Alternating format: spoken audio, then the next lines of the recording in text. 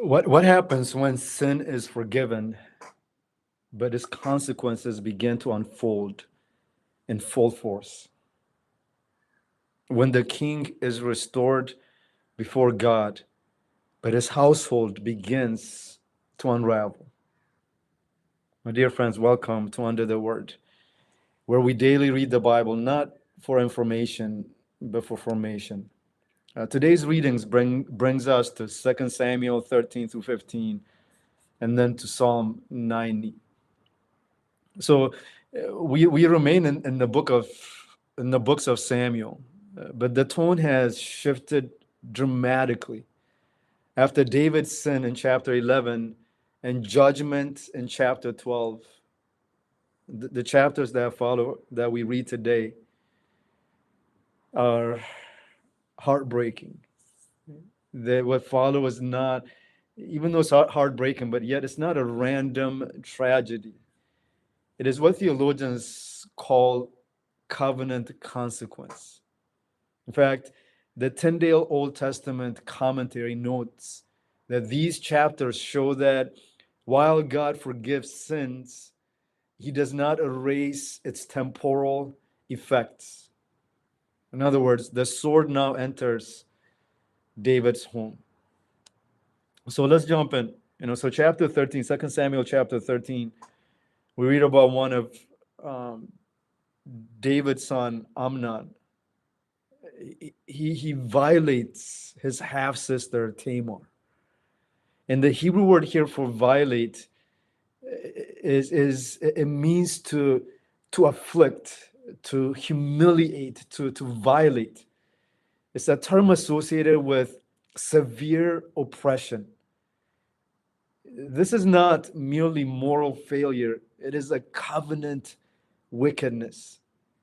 See, Amnon, so called love, is exposed as lust. So which turns to even a deeper hatred for her after the act than the way that he thought he loved her. But what's even more jarring is that David hears about it but does nothing. Um, in the New American Commentary, Dr. Bergen highlights it this way, that David's inaction is a critical failure of kingship and also, on a personal note, fatherhood. Absalom, the brother, is irate, angry, but on the surface, he kind of subdues his anger, but he's waiting for the right moment. Then he takes revenge by killing his brother, Amnon.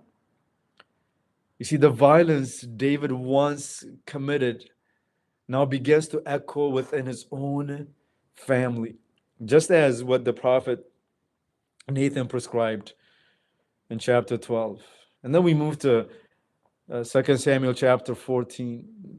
Absalom flees, but is eventually brought back through Joab's intervention. The woman of Takon presents a parable to David, exposing his own inconsistency. But the same way that Nathan did when he shared a parable and then confronted David, so does this woman. See, this creates a tension. David emphasizes that this partial restoration is politically calculated, but it's relationally fractured. See, Absalom is present, but not restored. And then he finally sends a message to David and confronts his own father to be brought back and restored as a son. You see, this unresolved breach sets the stage for rebellion. All of this is, again, covenant consequence that the prophet Nathan spoke. And then we move to chapter 15. And Absalom begins to steal the hearts of the people. The Hebrew phrase here suggests winning loyalty through manipulation and appearance. You see, he positions himself as a better alternative to his father David. In fact, Dr. Bergen notes that Absalom's strategy is very subtle. He appeals to justice, he appeals to the people, he undermines trust in the king, and then eventually it works. He declares himself king, and then the consequence of that is David and his household flee from Jerusalem for their life. You see, this is a reversal. The king who once conquered Jerusalem now leaves it in humiliation and shame. Yet David's response is revealing. He refuses to manipulate the ark or force God's presence. And in this, what he says is absolutely profound and powerful. He says, if I find favor with the Lord, he will bring me back. You see, it's not about military strategy or him conspiring, but it's about the Lord's will be done, even in this circumstance.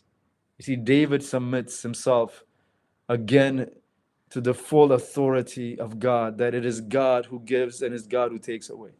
And then we move to Psalm 90. It's one of my favorite psalms. This psalm is attributed to Moses. It provides a necessary theological lens. The psalmist says, Lord, you have been our dwelling place in all generations. You see, this psalm contrasts human frailty with divine eternity. In fact, the Hebrew word here for for eternity, or you have been a dwelling place in all of generation, it emphasizes God's everlasting nature. And that's what we see in the next lines, right? So it says, from everlasting to everlasting, you, hallelujah, are God. So in other words, it's speaking about the immutable, unchangeable nature and character of God. When generations come and generations go, when seasons come and seasons change, when people rise and fall, dynasties come and dynasties go, kings rise and kings fall, presidents are in position and they are removed. The only one that's irremovable and impenetrable from generation to generation is only one, and that is God. Right? And then within this saying, like, from everlasting to everlasting you are God. And then the contrast is different, right? But he says human life is brief and fragile. In fact, he said that you return man to dust. Uh, the Baker commentary on the Old Testament, Wisdom and Psalms, Volume 2, it notes that this psalm frames life under divine sovereignty and human limitation. In fact, verse 12 is central, isn't it? Teach us to number our days. See, this is wisdom, living with awareness of brevity and accountability before God. So, my dear friends, we are a breath away from eternity. We are a breath closer to eternity than when we first began or from yesterday. So, we are to live each day as though it is our last day.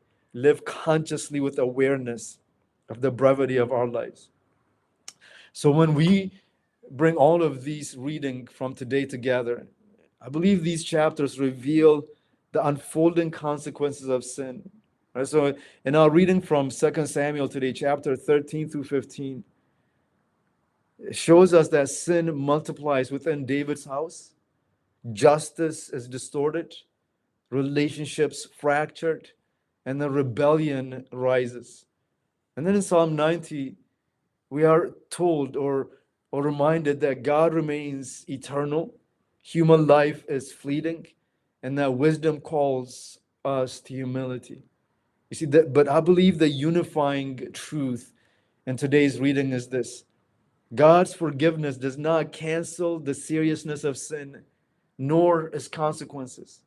You see, David remains God's chosen king, but his household bears the weight of his failures. This points us forward to only the one person, right? So the person of Jesus Christ, the greater king who not only forgives sins, but ultimately removes its curse altogether by absorbing the consequence of sin, by becoming sin itself. 2 Corinthians 5:21. God made Jesus, who knew no sin, to become sin so that we may become the righteousness of God. He absorbs the full cost, the condemnation, the curse that sin deserves in his body. So, my dear friends, this reading cuts deeply. First, it confronts the ripple effect of sin, right? Sin is never isolated, it spreads. Second, it exposes the danger of passivity. See, David's failure to act when Absalom committed the atrocity contributed to a greater evil.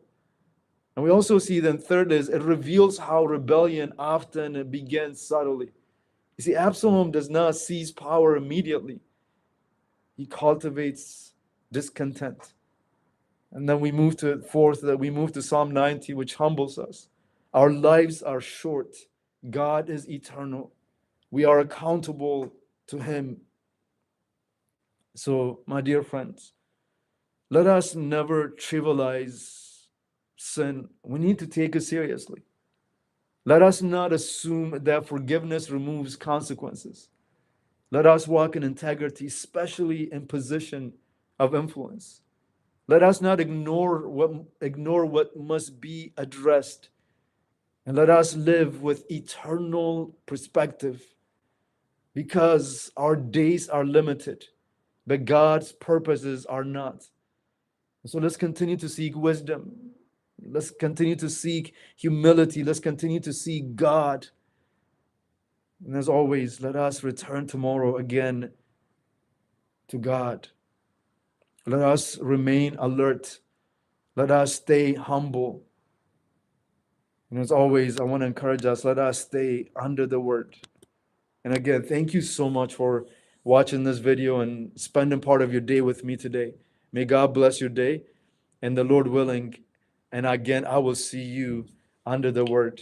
And again, as this I can't speak. If this video has been helpful, I encourage you to share with others so that they too may come with us on this journey of reading the scriptures in a year. God bless you.